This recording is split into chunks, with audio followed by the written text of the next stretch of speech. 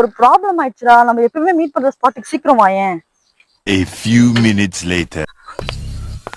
ஏய் என்னாச்சு? ஏதோ ப்ராப்ளம் சொன்ன? ஆமாடா, வீட்ல மாட்டிட்டேன்டா நானு. மாட்டிட்டியா? மச்சான். ஹலோ, எடுங்க. ஹலோ அப்பா, நான் ஒரு பொண்ணை லவ் பண்ண அவங்க வீட்டுல மாட்டிட்டாங்க. ஸோ அந்த பொண்ணு கூட்டி நான் ஓட போறேன். ஆமா, நீங்களும் பார்த்தாலும் எங்கேயும் ஓடிடுங்க சரிங்களா? ஆமா, வீட்டுக்கு வந்துடாதீங்க ப்ளீஸ், வைங்க. ஹலோ மச்சான், உன் ஊர்ல சசிகுமார்னு ஒரு அண்ணா இருக்காருன்னு சொன்னீங்க. ஆமா மச்சான், அதான் லவ் பிரச்சனை வந்து பஸ் ஏற்றி விட்டு செயின்லாம் பிடிங்கி கொடுப்பாருன்னு சொன்னீங்க. அவர்கிட்ட சொல்றேன் லவ் பிரச்சனை ஆயிடுச்சா. அப்ப அந்த ஸ்பாட்டுக்கு போயிட்டு கூப்பிட்டா அவர் வந்துருவாரா? ஏன்னா 3 பேர் ஒரு சும்மாவா? ஓகே மச்சான், தேங்க்ஸ் மச்சான். ஓகே சரி, உன் ட்ரெஸ்ஸே சொல்ல. இவனுக்கு என்ன ஆச்சு? மென்டல் ஏதாவது போட்டுச்சா? 1 hour later.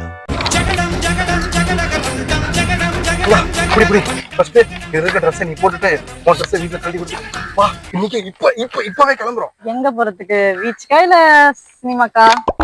சினிமாக்கா. ஏய் நம்ம ஓடி போறோம்டா. நம்ம லவ் பண்ணி மாட்டிட்டோம் வீட்டுல. எதுக்கு அடிச்ச?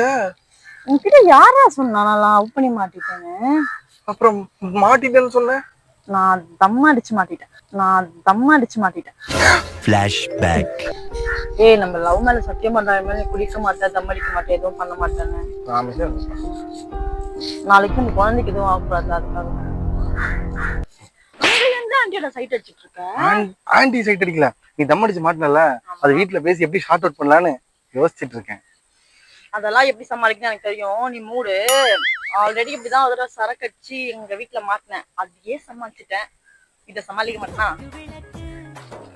நீ என்ன பண்ண, போயிட்டு நீ வாங்கல ஆசை ட்ரெஸ், அந்த ட்ரெஸ்ஸ கடையில கொடுத்துட்டு வரும்போது எனக்கு ஒரு கூலிப் பாக்கெட். ஓகே?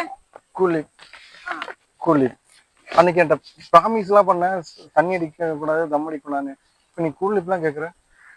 அது உனக்குடா, எனக்கு இல்ல. போ, போயிட்டு சீக்கிரமா வாங்கிட்டு வா. வாய் நம்ம என்னங்க கொடுமையா இருக்கு. கூலிப் கடை எங்க இருக்கு?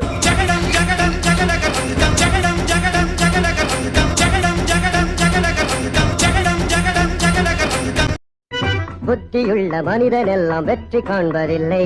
வெற்றி பெற்ற மனிதன் எல்லாம் புத்திசாலி இல்லை.